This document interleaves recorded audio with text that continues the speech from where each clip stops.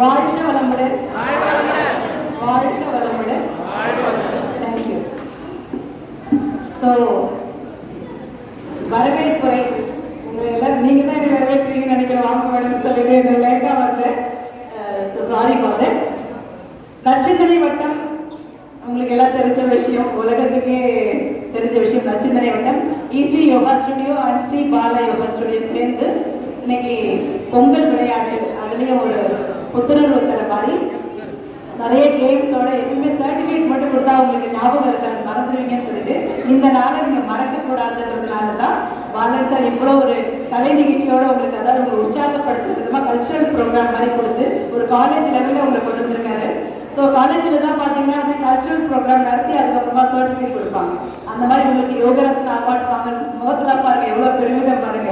அந்த அளவுக்கு வருகை பொறுத்திருக்கீங்க எல்லாருமே, ரொம்ப சந்தோஷமா இருக்கு பார்க்கறதுக்கு எல்லாருமே. ஸோ இங்கே வந்திருக்கிற ஒவ்வொரு யோக ரத்னாவையும் வருக வருகையை வரவேற்கிறேன். யோக ரத்னாவை சுமந்து வந்திருக்கும் அவர்களது குடும்பத்தாரையும் வருக வருகையை வரவேற்கிறேன். நச்சிந்தனை வட்டத்தின் அனைத்து தூண்களையும் வருக வருகையை வரவேற்கிறேன். ஐயா இன்னைக்கு ஒரு சிறப்பு விருந்தினராக வந்து நம்மளுக்கு ஒரு சுவைப்பட காதுக்கு ஒரு இனிமையான ஒரு விஷயத்தை தரப்போற நம்ம தலைவர் அதாவது சாண்டிலியன் ஐயா அவர்கள் வந்து சொன்னார், வந்த உடனே சொன்னார், பாலன் சார் வந்து ஒரு பொறுப்பு கொடுக்குறாருன்னா சும்மா இல்லை, ரெஸ்பான்சிபிளா இருக்கும் அவருக்கு. உண்மையான உண்மை, சும்மா ஒரு போஸ்டிங் கொடுத்தனா director of yoga, director of education, director of தான் சும்மா கிடையாது. எல்லாருக்கும் அவ்வளோ பொறுப்பு இருக்கு. அந்த பொறுப்பு விட்டுட்டு சும்மா விட மாட்டாரு. விலங்குக்கு எப்படி தூண்டு விடுதல் வேண்டுமோ அதை தூண்டுதலா இருந்துட்டே தான் இருப்பாரு. அந்த விஷயத்தை சொல்லணும். ஒரு போஸ்டிங் கொடுத்துட்டா அவங்க கையில ஒப்படைச்சிட மாட்டாரு. என்ன பண்ணிருக்கீங்கன்ற கீப் ஆன் வாட்சிங் சொல்லுவாங்க இல்லையா, அந்த மாதிரி ஒரு கவனம் இருக்கும் நம்ம மேல, நம்ம என்ன பண்றோம்னு சொல்லிட்டு.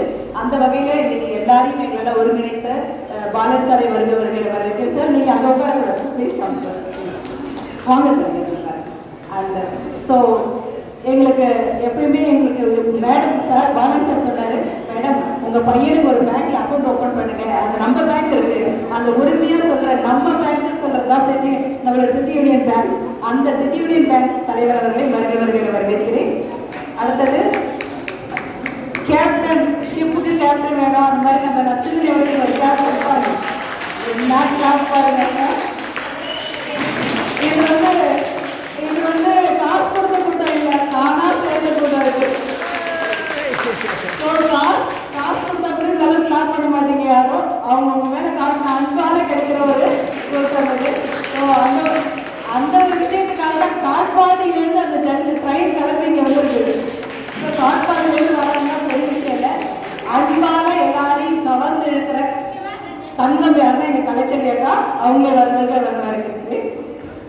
அருணா, அதாவது ஒரு என்ன சொல்றது, ஒரு விஷயத்துக்கு ஒரு வீட்டுல இருந்தா ஒரு ஏதாவது ஒருத்தவங்க ஒரு ஃபேமிலியில இருக்கும்போது இவங்க சூப்பர் சொல்லுவாங்க. எங்க என்சிவிக்கு கிடைச்ச ஒரு சூப்பர் அருணா. எங்கேயுமே ஒரு ஹைட்லயும் ஒரு இடத்துக்கு போனா பாரதி அருணா மேடம் போடுங்கன்னு சொல்றாரு. அந்த அளவுக்கு ஒரு ஸ்டைலிஷ் அப்படின்னு சொல்லலாம் இல்ல. ஸோ அருணா மேடம்க்கு வருகை வரவேற்கிறேன். அண்ட் இன்னைக்கு நீங்க எல்லாம் பிரைஸ் வாங்க போறீங்க. அதை விட உங்களுக்கு நிறைய கருத்துக்களை உங்களுக்கு காது கொடுக்க போற நம்ம சாண்டிலியன் அவர்களே வருகை. காலம் கருதி என்ன அடுத்து நிறைய விஷயங்கள் சொல்லிருக்காங்க. எல்லாரும் அமைதியா இருக்கணும்.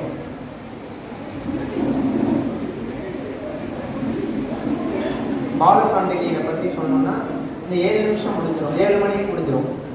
அந்த அளவுக்கு நான் கொடுத்துட்டே இருக்கணும். பாலசாண்டிலியன் என்சிபிக்கு புதுசு இல்லை. இது கிட்டத்தட்ட இதே மண்டபத்துக்கு 3வது முறையா வராங்க. ஆன்லைன்ல ஒரு கிளாஸ் நம்ம கூட பண்ணியிருக்காங்க. அப்புறம் வடபள்ளியில ஒரு கிளாஸ் கொடுத்துருக்காரு. ஸோ என்சிபிக்கு ரொம்ப பரிச்சயமான பல கலை பட்டிமன்றம் கூட அண்மையில ஒவ்வொருத்தரும் ஒரு தலைப்புல பேசினாங்க. ஆனால் நார்மலா இந்த ஜட்ஜஸ் எல்லாம் இந்த தலைப்புலேருந்து ஒன்று சிறந்தது அப்படின்னு கொடுப்பாங்க. மனிதனின் பலம் அப்படின்னு ஆன்லைன்ல ஒரு போட்டிருந்தோம், பட்டிமன்றம் போட்டிருந்தோம். ஆரோக்கியமா, கல்வியா, இல்ல இந்த டீம் ஒர்க்கா, இல்ல பினான்ஸா அப்படின்னு ஒரு பட்டிமன்றம். பட்டிமன்றத்துல இந்த நாளுத்தையும் ஒருங்கிணைக்கிறது இன்னொன்று இருக்கு, அதுதான் மனிதனின் பலம் ஆற்றல் அப்படின்னு பேசி கொடுத்தாரு. அதுக்கு நல்ல ஒரு கைத்தட்டல் கொடுத்தாரு. அற்புதமான ஒரு சிந்தனையை கொடுத்தாரு. நன்றி. அதே மாதிரி இன்னைக்கும் புது வருஷம் பிறந்தாச்சு, 2024 வந்தாச்சு. நிறைய பேர்ல நிறைய கனவுகளோடு இருப்போம், நம்ம இதை பண்ணணும் அதை பண்ணணும் அப்படின்னு. கண்டினியூஸா அதை பண்ணணும், அப்பதான் அந்த வெற்றி கிடைக்கும்.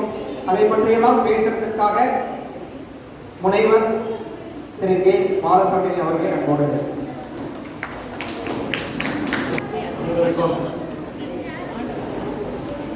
மாலை வணக்கங்கள்.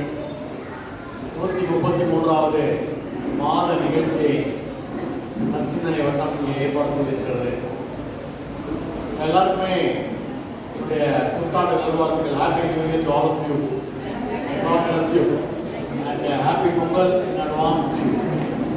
ரெண்டுக்கு இடைப்பட்ட ஒரு நாளில் இந்த நிகழ்ச்சி நடக்குது. பொங்கட்டும் புது வசந்தம் அப்படிங்கிற தலைப்பில் நீங்கள் பேசினாங்க சொன்னாங்க. ஒரு பாஸ்டை பற்றி நம்ம நினைக்கிறோம் அப்படின்னு சொன்னால் இட்ஸ் ஃபார் லேர்னிங். நம்ம காலத்தில் நிறைய விஷயங்கள் கற்றுக்கொண்டு இருக்கோம். Present is for living and the future is for growing.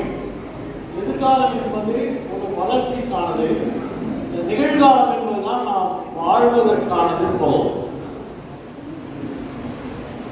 Past பற்றி சொல்லும் போது past imperfect and future tense அப்படின்னு சொல்லுவோம். யார் பாஸ்ட் இம்பர்ஃபெக்ட் அப்படின்னு சொன்னா யாருக்குமே நமது கடந்த காலம் சிறப்பானதாக இருந்திருக்க வாய்ப்பில்லை. கடந்த காலம் அப்படின்றது நம்முடைய சின்ன வயசுல நிறைய கஷ்டங்கள் பட்டு இந்த நிலைமைக்கு நம்ம வந்துருவோம்.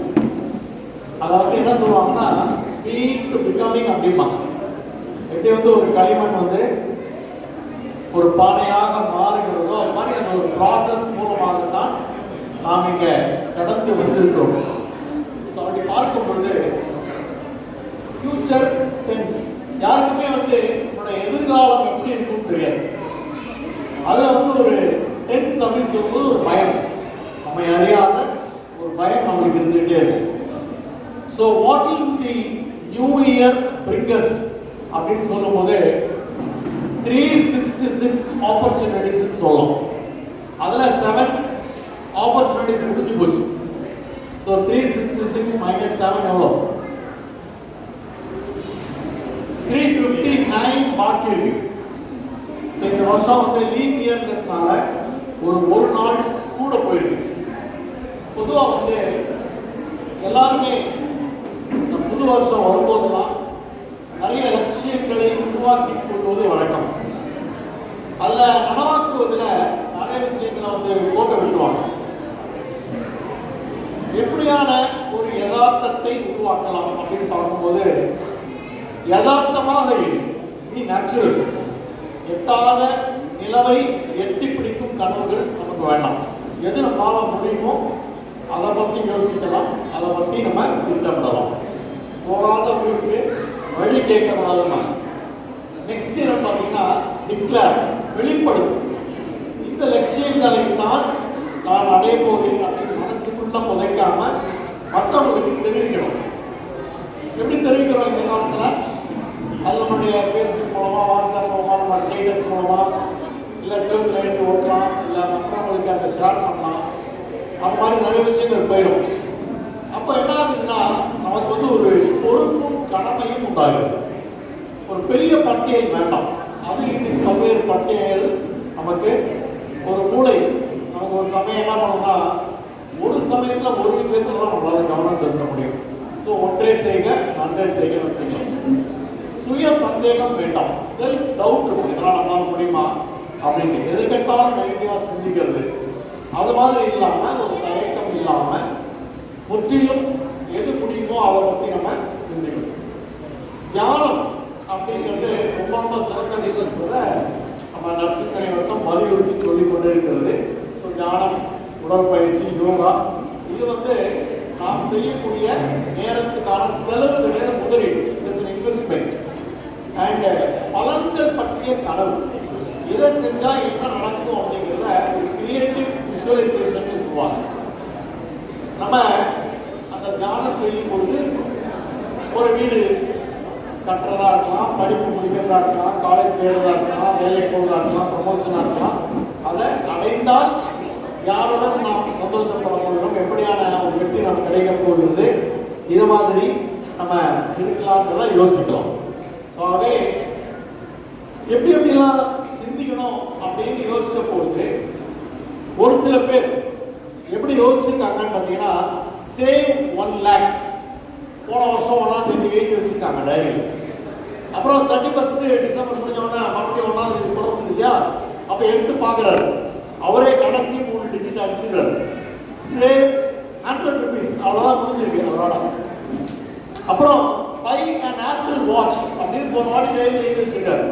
இப்போ வாட்ச்ங்கிறத கட் பண்ணிடுறாரு, பை அண்ட் ஆப்பிள் அவ்வளோதான் முடிஞ்சிருக்கு பாயினால. எக்ஸசைஸ் ட்வைஸ் அ வீக் அப்படின்னு எழுதிருக்காரு, எ வீக் அப்படிங்கிறத கட் பண்ணிடுறாரு, எக்ஸசைஸ் ஒன்லி ட்வைஸ், வருஷத்துல 2 நாள் தான் பண்ணிருக்காரு. லூஸ் 10 kilos அவர் எழுதி வச்சிருக்காரு 1ஆம் தேதி 2023 அன்னைக்கு, கடைசி அந்த 0 அடிச்சிருக்காரு, லூஸ் 1 kilo. அதுக்கு மேல முடியல, கெட் எ நியூ போன் அப்படின்னு எழுதிருக்காரு. அதுக்கு பக்கத்துல அவரே ஆட் பண்றாரு, get a new phone case, at least ஒரு நியூ போன் கேஸ் வாங்கிட்டானே அப்படின்ட்டு. Travel once in every month அப்படின்னு எழுதிருக்காரு. டிராவல் பண்றதுக்கான பிளான் பண்ணிட்டே இருப்பாங்க.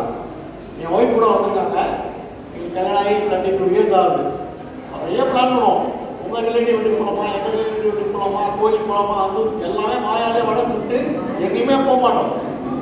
ஸோ இங்க வந்து travel once in every month அப்படின்னு எழுதிட்டு இன் எவ்ரி மந்த் அடிச்சிட்டார், டிராவல் ஒன்ஸ், எப்பயாவது ஒரு முறை டிராவல் பண்ணுவா, அது போதும் அப்படிங்கிற மாதிரி. அப்புறம் நோ ஃபைட்டிங் வித் எனி ஒன் அப்படின்னு எழுதிட்டார். அதை எப்படி அடிச்சு எழுதிட்டாருன்னா, ஃபைட்டிங் வித் எவ்ரி ஒன். அப்புறம் ஒர்க் ஃப்ரெண்ட்லி இன் ஆஃபீஸ் அப்படிங்கிறதுல ஃப்ரெண்ட்லியை கட் பண்ணிட்டார். இது அவரே தானே ஆடிட் பண்ணிட்டு இருக்காரு 1ஆம் தேதி 24 வருஷத்துல. ஒர்க் இன் ஆஃபீஸ் அவ்வளோ, ஏன்னா இப்போ ஒர்க் ஃப்ரம் ஹோம்லாம் முடிஞ்சிருச்சு. ஒர்க் ஃப்ரம் ஹோம்ல கூட நம்ம சிட்டி யூனியன் பேங்க் அதிகாரி வந்திருக்காரு. I am the retained trainer for City Union Bank for the past 7.5 years. வர 10ஆம் தேதி கூட ஒரு 25 ப்ராஸ்பெக்டிவ் பிரான்ச் ஹெட்ஸுக்கு ட்ரைனிங் கொடுக்கறதுக்கு டேட் ஃபிக்ஸ் பண்ணியிருக்காங்க. அது வந்து அவங்களுடைய ஸ்டாஃப் ட்ரைனிங் காலேஜ் பில்க்ரோத் ஹாஸ்பிட்டல் கிட்ட இருக்கு, அங்கே நடக்கும். லிவ் ஹாப்பிலி அப்படின்னு எழுதியிருக்காரு. அதான் அவருடைய 9வது ஒரு லட்சியம் போன வருஷத்துல. ஹாப்பிலியை கட் பண்ணிட்டார், லிவ் இருந்தாலே போதியா. கொரோனா டூலாம் எவ்வளவு பேருக்கு போய் சேர்ந்துட்டான், நம்ம எத்தனை பேருக்கு ஆரோக்கிய போட்டிருப்போம். இங்க கேப்டன் நாங்க அண்மையில நம்ம ரொம்ப அனைவருமே யாரும் ஃபோர்ஸ் பண்ணாம நம்மளே விருப்பப்பட்டு ஆராய்ச்சி போட்டது, மனசுக்கு ரொம்ப வருத்தத்தோட ஆராய்ச்சி போட்டது விஜயகாந்த் அவர்கள். கைத்தட்டலாம் ஒரு முறை அவர்கள். ஆனால் உண்மையிலே ஒரு பொன்மனம் செம்மல் அப்படின்லாம் எம்ஜிஆர் சொல்லுவாங்க இல்லையா, அது மாதிரி நிறைய பேருக்கு அந்த உணவெல்லாம் கொடுத்து தொடர்ந்து கொடுத்துருக்காங்க. இன்னும் கூட அவருடைய அந்த அவர் அடக்கம் செஞ்ச இடத்துக்கு இன்னும் வந்துட்டு இருக்கு, வெளியூர்ல இருந்தெல்லாம் வராங்க, அஞ்சலி பண்ணிக்கிட்டே இருக்காங்க தொடர்ந்து. இந்த அமைப்புமே விடாது கருப்பு அப்படிங்கிற மாதிரி, அடாது மழை பெய்தாலும் விடாது கருப்பு அப்படிங்கிற மாதிரி ஒரு மீட்டிங் தொடங்கியிருக்காங்க. இவங்க மகளிர் அணி முதல்ல சாரு இதெல்லாம் உட்கார்ந்து பண்ணி நான் மட்டும் தான் வந்தேன். 2 சைடு 2 வீராங்கனைகள் இருந்தாங்க. நான் சொன்னேன், எல்லாம் மகளிர் அணி தலைவர் மாதிரி நவஞ்சு வச்சிருக்காரு அப்படின்னு. அப்புறம் இன்னொரு ஸ்டேட்மெண்ட் அவங்க கிட்ட சொன்னேன், leadership is not position, it is action. Leadership is not title, money or privilege, it is responsibility. அவர் ஒன்றியமா இருந்தார் முன்னாடி. அதுக்கு பிறகு உரிய நபர்களை தேர்வு செய்து இதனை இவன் செய்வான் என்று கண்டுபிடித்து அதனை அவன் கண்டுவிடல் அப்படின்னு. அதுல ஆண்களை விட மிக சிறப்பாக செய்பவர்கள் பெண்கள் தான் கண்டறிந்து என்னுடைய பெட்டர் ஹாஃப் வந்து she is a post graduate. என்னுடைய குடும்பம் இன்று சிறப்பாக இருக்கிறது என்றால் அதற்கு மிக முக்கிய காரணம் வந்து என்னுடைய மனைவி தான். வந்திருக்கேன் அவங்க மோஸ்ட்லி வந்து நான் ஒரு விசிட்டிங் ஹஸ்பண்ட் தான். ஏன் விசிட்டிங் ஹஸ்பண்ட்னு சொல்றேன்னா, ஒரு சமயத்துல நான் வந்து குரூப் ஜெனரல் மேனேஜரா இருந்தேன் லெதர் ஃபேக்டரியில. அப்புறம் ஒரு லெதர் இன்ஸ்டிடியூட்ல எக்ஸிக்யூட்டிவ் டைரக்டரா இருந்தேன். சாட்டர்டே சண்டேலாம் லீவ் தான், நம்ம வாரம் வாரம் வெளில போறோம் அப்படிலாம் சொல்லுவேன். அப்பன்னு பார்த்து என்ன போச்சுன்னா, நிறைய டிவி ஷோஸ் தொடங்கினாங்க.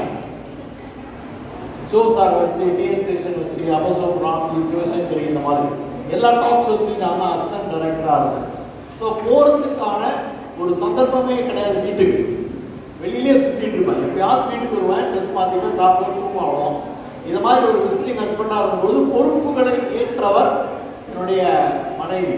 அதே போல இங்க பெண்களுக்கு வந்து அருமையான ஒரு பொறுப்புகளை கொடுக்குற அவனுடைய எனக்கு இந்த வாழ்த்துக்களை இந்த நேரத்தில் அவங்க எல்லாருக்குமே தெரிவிச்சுக்கணும்னு தோணுது. அதுல ஒருத்தருக்கு கேப்டன் கொடுத்துருக்காங்க, ஒருத்தருக்கு வந்து ஸ்டைலிஷ், இன்னொருத்தருக்கு வந்து மிஸ் ஃபைனான்ஸ். ஏன்னா 600 ஆக்கினீங்கன்னு சொல்லுவாங்க. யாரு? பெண்கள் தான் 600 ஆக்குவாங்க, ஆண்கள் என்ன பண்ணுவாங்க 106 ஆகிடுவாங்க. அதனால கரெக்டா ஃபைனான்ஸுக்கு யாரை போட்டுருக்காங்க?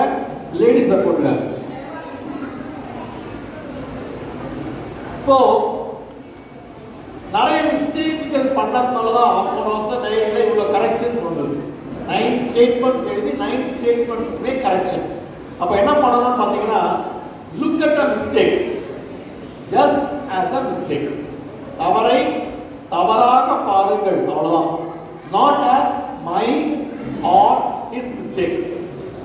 என்னுடைய தவறாகவோ பிறருடைய தவறாகவோ அதை பார்க்காதீங்க. உங்களுடைய தவறா நீங்க பார்த்தீங்கன்னா உங்களுக்கு ஒரு கில்ட்டி ஃபீலிங் வரும், குற்றபாவம். குற்றபாவம்ன்றது என்ன?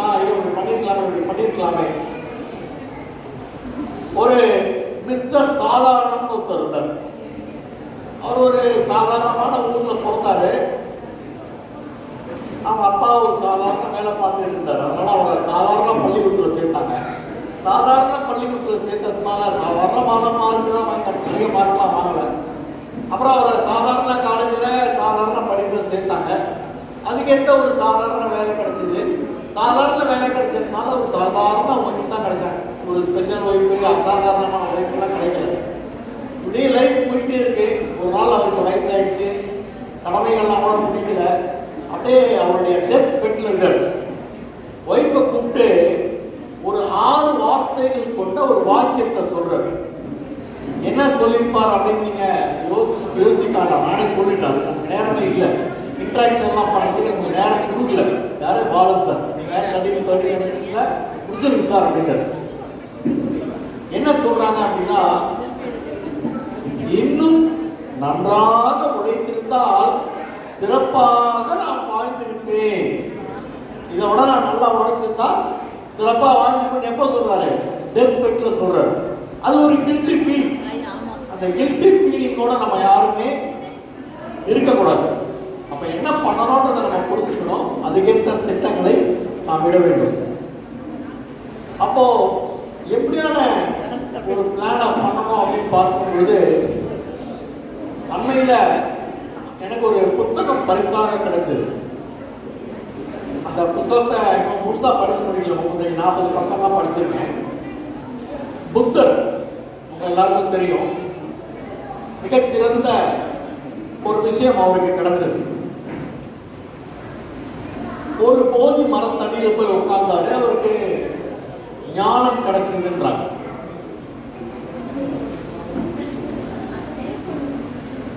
Can I sit down and speak? It's okay with you? ஏன்னா இங்க ஒரு போடியம் இருந்தா நல்லா இருக்கும். So I'll feel comfortable. Okay. ஆக்சுவலா போதி மரத்தடியில உட்கார்ந்ததுனால புத்தருக்கு ஞானம் கிடைக்கல.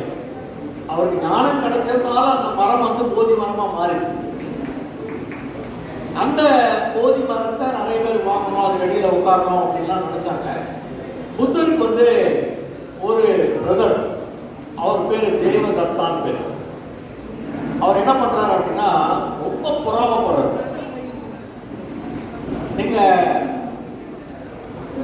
பைபிள், குரான், கீதை இது எல்லாமே அப்படின்னா இது படிச்சவங்க அது நல்லா இல்லைம்பாங்க, இது படிக்காதவங்க அது நல்லா இல்லைம்பாங்க. ஏன்னா ஒரு கம்பேரிசன் இருந்துட்டே இருக்கு. சில பேர் வந்து மூணுமே படிச்சிருக்க மாட்டாங்க, தன்னோட தான் சிறப்பானதுன்னு நினைப்பாங்க. ஸோ அந்த மாதிரி பார்க்கும் பொழுது தேவதத்தா என்ன பண்றாரு, புத்தர் சொல்றதெல்லாம் ஞானம் கிடையாது, நான் தான் ஞானம் கொடுக்க போறேன் அப்படின்னு சொல்லி அவரு ஒரு கூட்டத்தை சேர்க்கிறார். இப்ப சில அரசியல் கட்சிகள்லாம் தனியா பிரிஞ்சு, மூணா பிரிஞ்சு, நாலா பிரிஞ்சு அவங்க ஒரு கூட்டம் சேர்த்திருக்காங்க இல்லையா, அத மாதிரி புத்தருக்கு மாதிரியே தேவதத்தர் ஒரு கூட்டத்தை சேர்க்கிறார். அப்ப சேர்க்கும் பொழுது புத்தரை காலி பண்ணணும் முடிவு பண்றாரு. புத்தரை ஏதாவது ஒரு விதத்துல காலி பண்ணிடணும் அப்படின்னு முடிவு பண்றாரு. அப்போ ஒரு முறை புத்தர் வந்து ஒரு மலை அடிவாரத்துல உட்கார்ந்து தியானம் பண்ணிட்டு இருக்காரு. தேவதத்தா என்ன பண்றாருன்னா மேல இருந்து ஒரு பாறையை வந்து உருட்டி விடுறாரு அவர் மேல. அந்த பாறை அவர் மேல விழுந்தா புத்தர் இறந்து விடுவார். ஆனா அந்த பாறை அப்படியே புத்தருக்கு ஒரு 4 அடி முன்னாடி வரைக்கும் உருண்டு வருது. அதோட ரூட் மாத்தி போயிடுது, புத்தர் தப்பிச்சிடுறாரு. அந்த சவுண்டு கேட்டு அவருடைய சிஷ்யர்கள்லாம் ஓடி வந்து என்னாச்சுன்றாங்க. இந்த பாறைக்கு இருக்கக்கூடிய கனிந்த மனம் கூட என்னுடைய சகோதரன் தேவதத்தன் இல்லை, இறைவன் என்ன வந்து காப்பாத்திட்டார் அப்படின்றது புத்தர். அதுக்கு அடுத்த முறை என்ன பண்றாருன்னா ஒரு யானையை விடுறாரு, நல்ல மதம் பிடிச்ச யானை. அது வந்து என்ன பண்ணுதுன்னா அந்த தந்தத்தால அவர் உட்கார்ந்துருந்த மரத்தில் அடிச்சுட்டு அப்படியே அமைதியாக அடிக்கிறது, திரும்பி போகுது. ஸோ தேவதத்தனுடைய 2வது பிளான காலி. 3வது என்ன பண்றாருன்னா ஒரு சிங்கத்தை அனுப்புறாரு, புத்தரை எப்படியாவது முடிச்சிடணும் அப்படின்னு. நம்ம இந்த யோகாலாம் பண்றதுனால உங்களுக்கு இந்த ஆரா அப்படிங்கிறது தெரியும், AURA, நம்மளுடைய energy level or energy circle.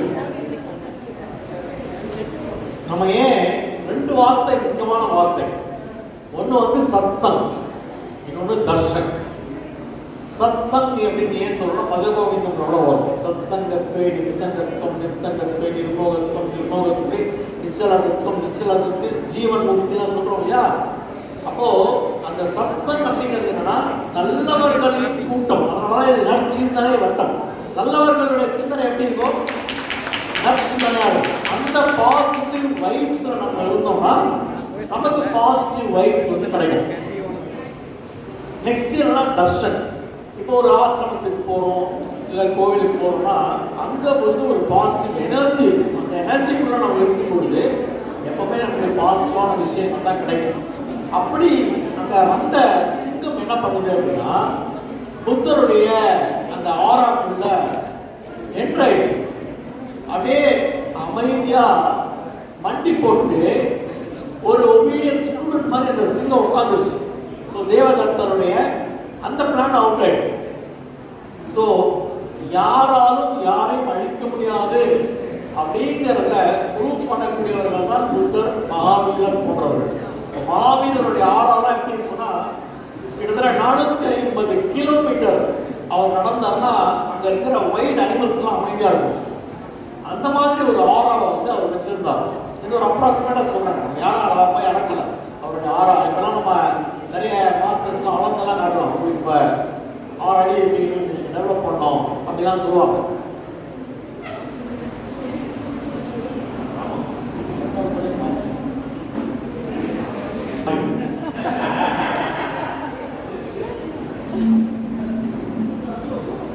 பொதுவாக என்ன சொல்லுவாங்கன்னா நமக்கு ஒரு குரு கிடைச்சிட்டாரு. நீங்க பாத்தீங்கன்னா நம்ம பாலன் சார் வந்து கொஞ்ச நாளைக்கு முன்னாடி அவருடைய போஸ்ட் கிராஜுவேஷன் அப்புறம் PhD யோகா பண்ணார். அவர் நினைச்சிருந்தா பாலானந்த சுவாமிகள் அப்படின்னு அவர் மாத்திட்டு இருக்கலாம் தான் பேரை, அப்படின்னா அவர் மாத்திக்கல. அவர் பாலனாவே தான் இருக்காரு. என் பேரும் பாலா. ஸோ நம்ம 2 பேருமே அதே மாதிரி எங்க நினைச்சிட்டா இருக்கோம். அந்த வயசை கடந்துட்டோம், இருந்தாலும் எங்களுடைய மன உறுதினால் அப்படி இருக்கும். ஒருவேளை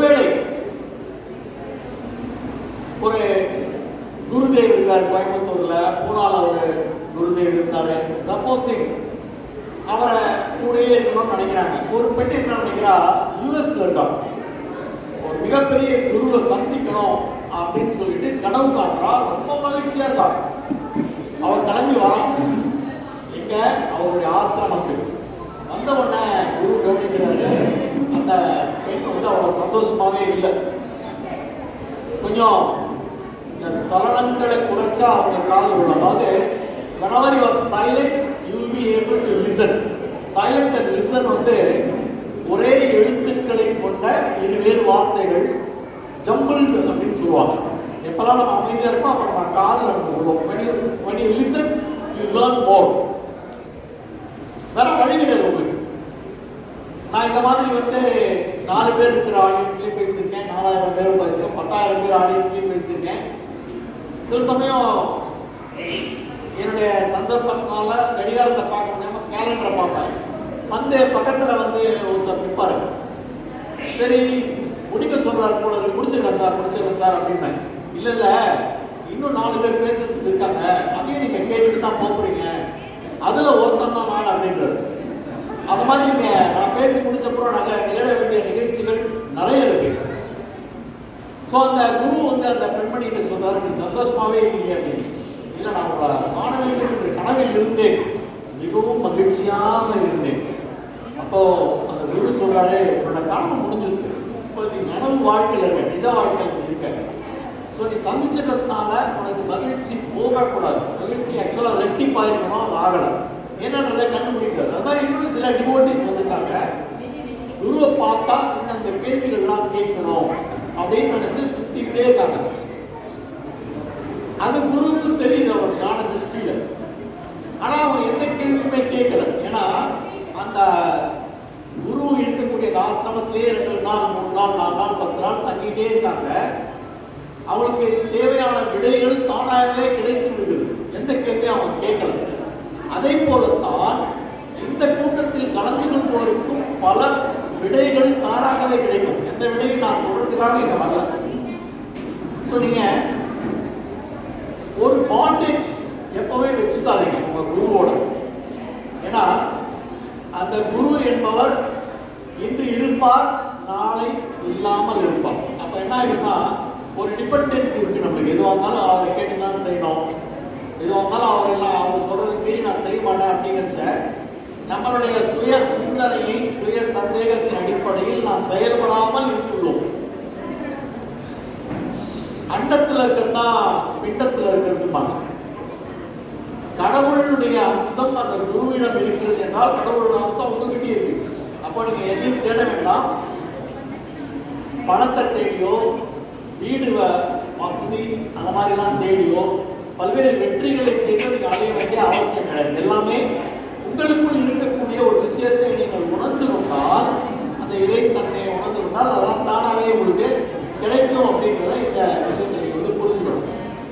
so always be prepared to good habits. எப்போதும் தயார் நிலையில ஒரு தீயணைப்பு வீரர்களை போல உடனே நடைமுறைப்படுத்தக்கூடிய ஒரு வீரரை போல இருக்கும். இப்போ அண்மையில திருநெல்வேலி தூத்துக்குடியெல்லாம் மழை வந்த பொழுது எங்களுக்கு ஜாஸ்தி மழைன்னு சொல்லி தான் நாங்கள் ரெடியாக இருந்து போன்றாங்க.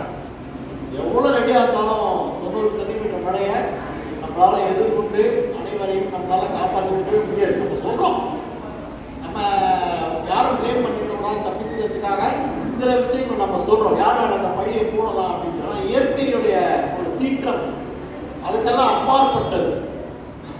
இப்போ அரசாங்க கோப்புகள்லாம் தேக்கி விடுவது போல, அமைச்சர் வரும்போது காட்டும் தீவிரத்தை போல நம்ம சில சமயம் என்ன பண்ணுவோம்னா, சின்ன பிள்ளையா இருக்கும் போது அப்பா வர சத்தம் கேட்டோடனே புக் எடுத்து பேர் வச்சோம். நம்ம அப்பாக்காக படிக்கிறோமா, நமக்காக படிக்கிறோமா, டீச்சருக்காக படிக்கிறோமா, இல்ல மாமா வந்து எவ்வளவு மார்க் மிரட்டுவாரு அதுக்காக படிக்கிறோமா, இது நமக்கு தெரியாது.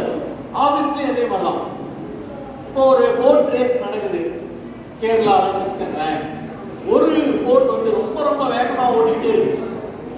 அந்த ஜெயிக்கிற போட்ல இருக்கக்கூடிய 2 பேர் என்ன பண்றான், அப்படியே ரோயிங் பண்ற மாதிரி கையை ஆடுறான். அந்த துடுப்பை ஆடுறான். ஆனா துடுப்பை வந்து உண்மையிலுமே அவன் அசைக்கவே இல்லை.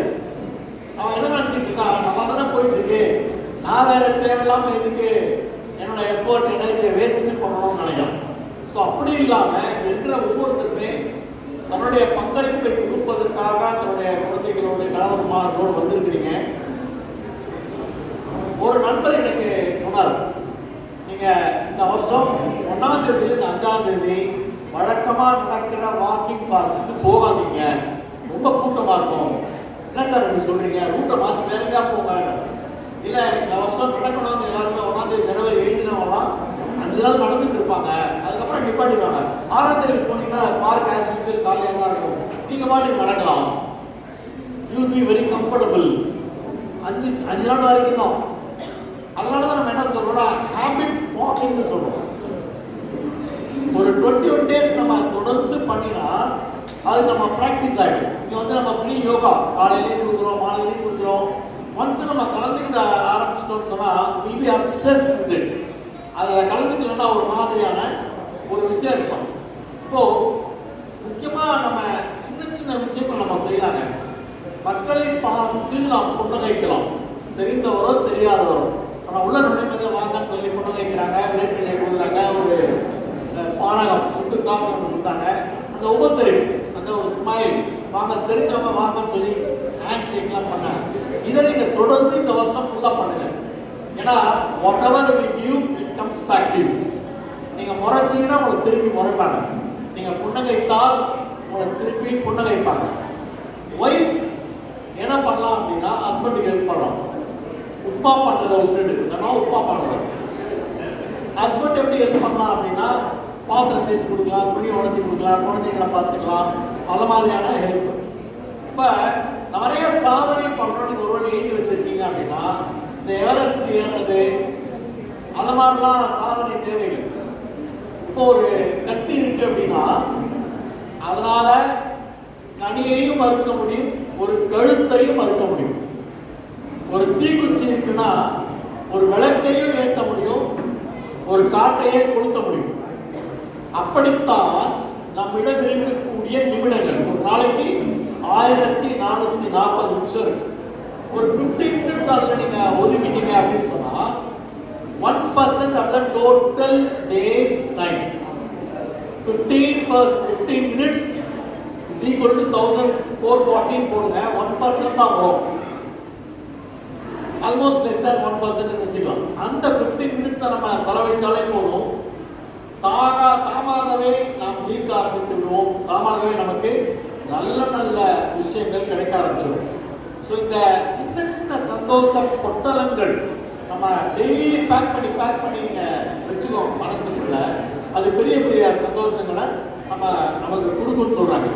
நம்ம கவலைகளை எல்லாம் ஒரு லெஃப்ட் ஹேண்டால ஒதுக்கிட்டு ஒரு லேசான மனசு, ஒரு மிதமான உறவு, ஒரு மேலான நட்பு, ஒரு அறாத நம்பிக்கை வாழ்க்கையுடைய ஃபார்முலாவே அவ்வளவுதான். அதாவது லேசான மனசு அப்படி லேசா வச்சுக்கணும். யோகா பண்றவங்க எல்லாருக்குமே தெரியும். மிதமான ஒரு ரொம்ப டீப்பா நம்ம ரிலேஷன்ஷிப்ல இறங்கிட்டோம்னா பிரச்சனை ஆகிடும். எல்லாத்துலையும் இன்டர்வியூ பண்ணுவோம், சண்டை வரும். மிதமான உறவு, மேலான நட்பு, நல்ல ஒரு excellent highest brilliant friendship, and then யாராலையும் கொஸ்டினபிள் பண்ண முடியாத ஒரு நம்பிக்கை. இது வச்சுட்டா போகும். அப்பா கேட்கிறாரு, ஏண்டா உன் ஃப்ரெண்ட்ஸ் எல்லாம் இன்டர்வியூக்கு போயிருக்காங்க, நீ போயா? பையன் சொல்றான், ஏப்பா 4 பேருக்கு பதில் சொல்ற இடத்துல நீ இருக்கக்கூடாதுன்னு சொல்லியிருக்கேன்ப்பா, அதான் நான் போல அப்படின்னா.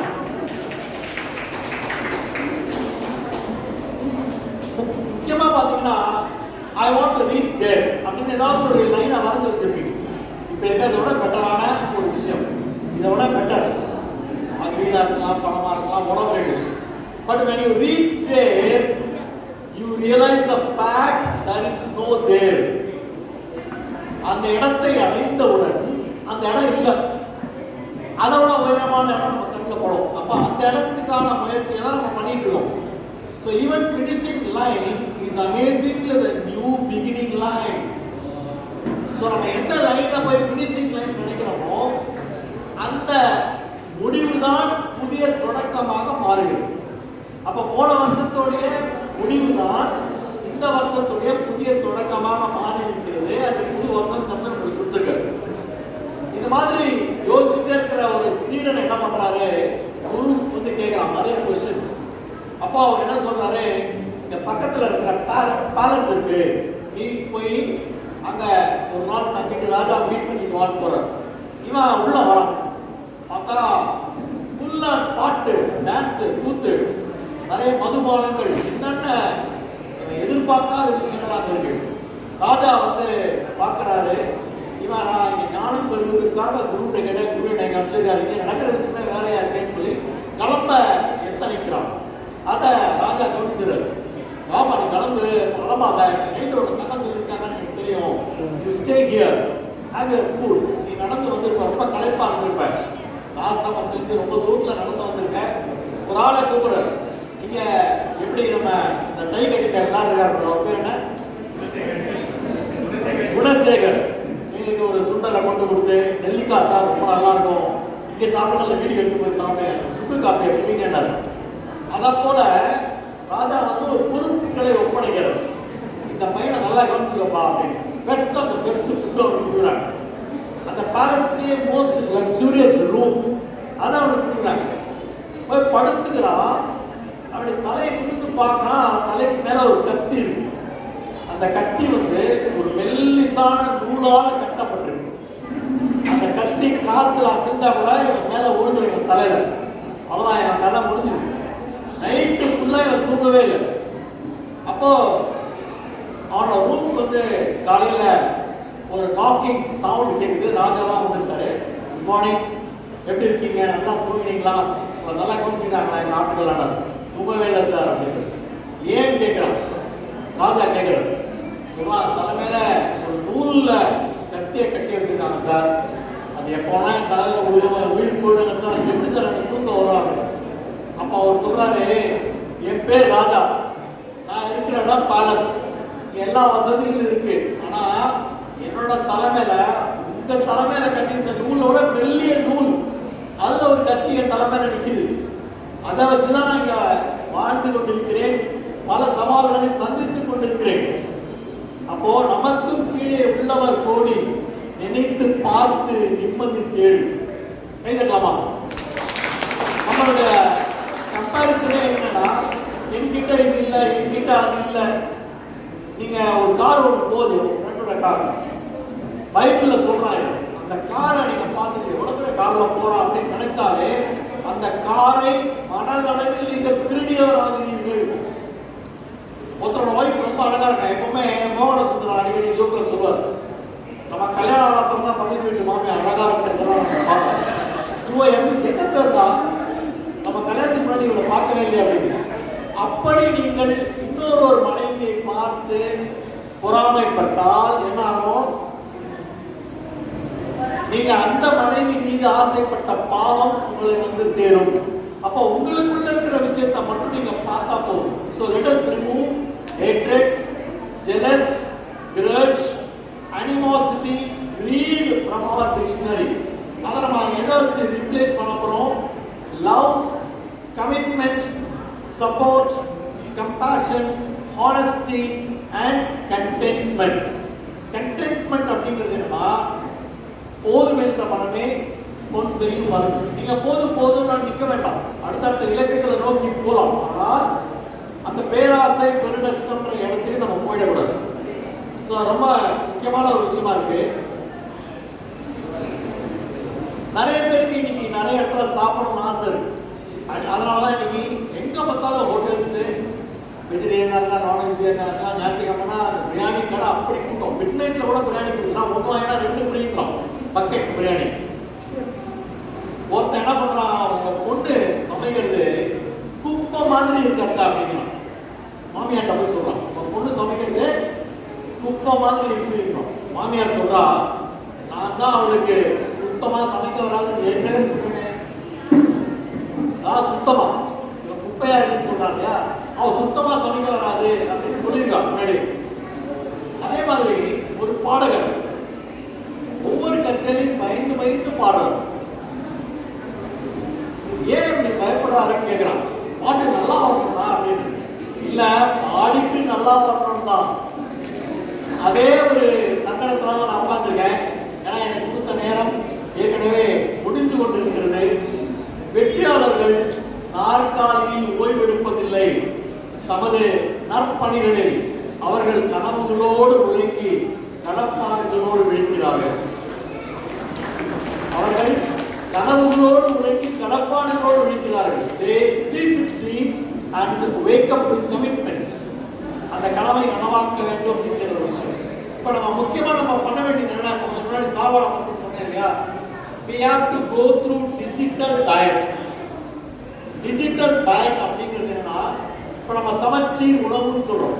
நிச்சயமா வந்து யோகா அதெல்லாம் சொல்லித் தராங்க. என்ன மாதிரியான உணவு சாப்பிடுங்க கூட பாத்தீங்கன்னா, ஒரு சமோசாவை கொடுத்துருக்கலாம், ஒரு ஆரஞ்சு ஜூஸை கொடுத்துருக்கலாம். ஆனா ஆரோக்கியமான உணவு, வேக வச்ச வேர்க்கடலை, அதுல எத்தனை விதமான சத்து இருக்குன்னு நமக்கு தெரியும். ஒரு சுக்கு காப்பில அச்சு வெள்ளத்தை போட்டுருக்காங்க, கருப்பட்டி வெள்ளத்தை போட்டு நமக்கு கொடுத்துருக்காங்க.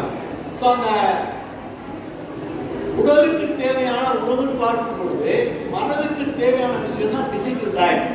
பெரும்பாலும் இந்த மொபைல் போன் வந்து நமக்கு 6வது ஒரு விரலாகவே மாறிவிட்டது. எப்பத்தாலும் ஒரு ஸ்டேட்டஸ் போடுறது, நான் கூட அதை பண்றேன். இந்த வயசுலயும் ஒரு ஸ்டேட்டஸ் வாட்ஸ்அப்ல இருக்கிறது, ஃபேஸ்புக்ல போயிட்டு தான் ஒன்று போடுறது, லைக் வந்திருக்கா, கமெண்ட் வந்திருக்கா, யார் எவ்வளோ பேர் பார்த்துருக்கான், இதே வேலையா போச்சு நம்ம எல்லாருக்கும். இதை கொஞ்ச நேரம் ஒதுக்கி வைக்கிறது நம்மளோட விரல்களுக்கு நல்லது. முட்டி கை முட்டிலாம் வலிக்காம இருக்கும், தோல் வலிக்காம இருக்கும், கழுத்து வலிக்காம இருக்கும். இதை டிஜிட்டல் டயட் சொல்றோம். அதுக்குன்னு ஒரு நேரம், காலை எழுந்தவுடன் படிப்பு, கனி கொடுக்கும் நல்ல பாட்டு, மாலை முழுதும் விளையாட்டு சொல்றாங்க இல்லையா. So a time for everything and everything in its time அப்படி நம்ம பிக்ஸ் பண்றோம். பொருட்களுக்கு எப்படி பண்றோம், a place for everything and everything in its place. அப்ப நம்ம எதுவுமே தேட மாட்டோம், நம்ம டைம் வந்து மிச்சமாகும். அந்த மாதிரி நம்ம ஆரோக்கியமா இருக்கணும் அப்படிங்கிறது தான் இந்த பொங்கட்டும் புது வசந்தம் அப்படிங்கிறது. என்னன்னா we have to be healthy. சுவர் இருந்தால் தான் சுத்தம் வரைய முடியும். இந்த ஹெல்த்தியா இருந்தாலே நம்ம எப்பவுமே ஹாப்பியா இருப்போம். ஹாப்பியா இருந்தா சக்சஸ்ஃபுல்லா இருக்கும். நம்ம என்ன நினைக்கிறோம், சக்சஸ்ஃபுல்லா இருக்கணும், சக்சஸ்ஃபுல்லா இருக்கணும்னு நினைக்கிறோம். ஆனா ஹெல்த்தியாவும் இல்லை, ஹாப்பியாவும் இல்லை. பிடிச்சிருந்தா கை தட்டும். நம்ம என்ன நினைக்கிறோம், சக்சஸ்ஃபுல்லா இருக்கணும், சக்சஸ்ஃபுல்லா இருக்கணும்னு நினைக்கிறோம். நம்ம பசங்களுமே எல்லாத்துலயும் பிரைஸ் வாங்கணும், சூப்பர் சிங்கர்ல வரணும், உடனே ஒரு பாட்டு பாடணும். உண்மையை சொல்றேன், ஊர்பட்ட சூப்பர் சிங்கர் இந்தியன் ஐடல் வந்ததுனால மிகப்பெரிய பாடகர்கள், வெற்றியாளர்கள் கூட சினிமால ஒரு பாட்டு 2 பாட்டு தான் பாடுறாங்க. எஸ்பி மாதிரி 70,000 பாட்டுலாம் பாடுறதுக்கு இனிமே வாய்ப்பே கிடையாது, சான்ஸே இல்லை. அதனாலதான் அவங்க சிங்கிள்ஸ் கொடுக்குறாங்க, பிரைவேட் ஆல்பம்ஸ் கொடுத்துட்டு இருக்காங்க.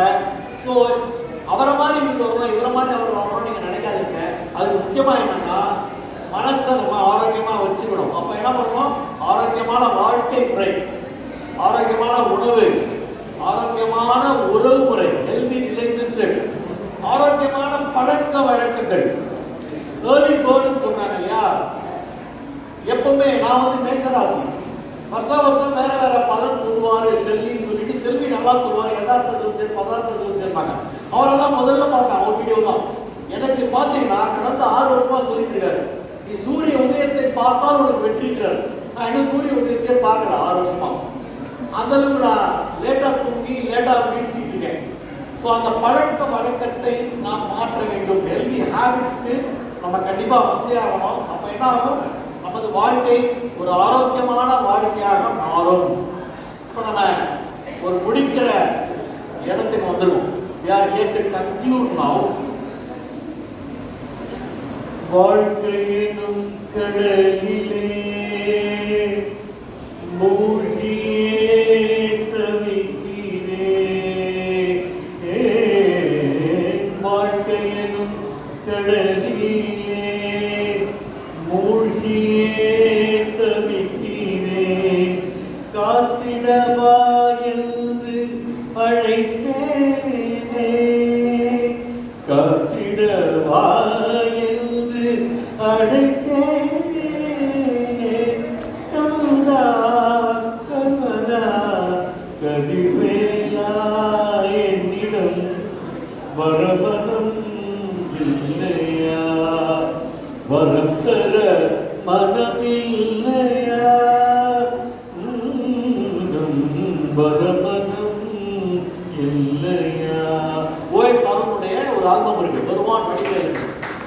முடிஞ்சா அந்த ஆல்பம் வந்து வாங்கி கேட்டு பாருங்க. இன்னொரு ஆல்பம் நான் உங்களுக்கு சஜஸ்ட் பண்றேன். நிலையில்லாத வாழ்வினை நிஜமென நான் நம்பினேன், நிமலகுந்தன் இணையடிதனை நிமிடமேனும் விலகினேன், அலைகளாடும் ஆழி போல் ஆசையால் மனம் நின்றினேன், அமரனே விமலனே காத்தருள் கண் பார்த்தருள், ஸ்ரீ ஜானகி பதி நலம் சேர்த்தருள் எமை காத்தருள். ஜானகி பத்தி யாருக்கு தெரியும்? 21ஆம் தேதிக்கு பிக் ஸ்கிரீன்ஸ்ல எல்லாத்தையும் வைக்க போறாங்க. நாடே ஜானகி பத்தியே தான் பேசிட்டு இருக்காங்க. யாரு? ஸ்ரீராமர்.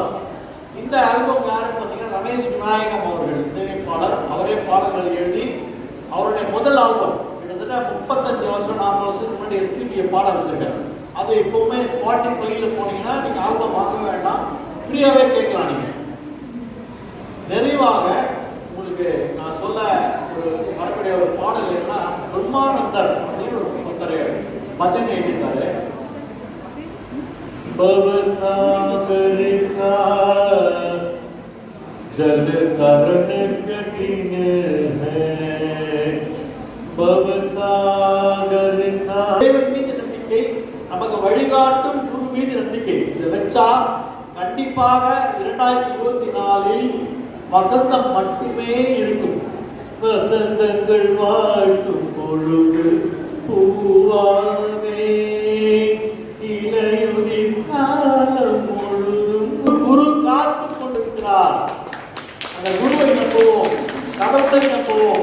இந்த ஹாலை எப்பவுமே மோஸ்ட் எனர்ஜெட்டிக் ஹால். காமக்கோட்டை ஒரு தியான மண்டபம் என்பது அருமையான மக்களை இங்கே அழைத்திருக்கிறது. நல்ல பல கருத்துக்களை நமக்கு இங்க பலர் மூலமாக சொல்ல வைத்திருக்கிறது. நாமெல்லாம் ஒரு கருவிதான். எனக்கு இந்த வாய்ப்பை வந்து என் மேல ரொம்ப பாசம் வச்சதுனால தெரியல, தொடர்ந்து எனக்கு வாய்ப்பு கொடுத்துட்டே இருக்காரு. ஐ குடன்ட் பிலீவ். அவர் எனக்கு கால் பண்ணும்போது வேற ஒருத்தர் ஃபிக்ஸ் பண்ணி கொடுங்கன்னு கேட்பார்னு நினைச்சேன். இது மாதிரி நிறைய வாட்டி எனக்கு பண்ணிருக்காரு. நீங்க தான் வாங்கிட்டாரு இந்த வாட்டி. I could not believe my own ears and eyes. So thank you so much, Balan sir.